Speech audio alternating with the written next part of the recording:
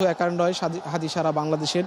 হাদি আসলে তার এই এই অল্প সময়ের মধ্যে এই ৩০ বছর বা ৩০-৩৫ বছর বয়সের মধ্যে সে তার যে রাজনৈতিক আদর্শ, যে ইনসাফ প্রতিষ্ঠার আন্দোলন, যে যে নতুন বাংলাদেশ দেখার যে ইচ্ছা তার ছিল, সেই ইচ্ছার এবং সেই আন্দোলনের যে তিনি প্রতিফলন করে গেছেন, ইনকিলাব মঞ্চ যে তৈরি করে গেছেন, সেটি যেন অব্যাহত থাকে, সেই আন্দোলন যেন জারি থাকে। সাধারণ মানুষজন এবং হাদির যারা সমর্থক, যারা হাদির অনুসারী, তারা কিন্তু এমনটাই বলেছেন।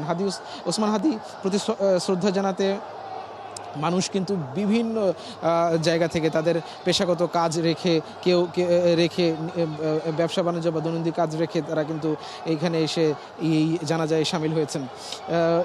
এবং এখানে কিন্তু যারা এসেছেন তাদের মধ্যে তরুণদের উপস্থিতি সবচেয়ে বেশি লক্ষ্য করা গেলেও বিভিন্ন বয়সের লোকজন কিন্তু এখানে আছে। আমি দেখেছি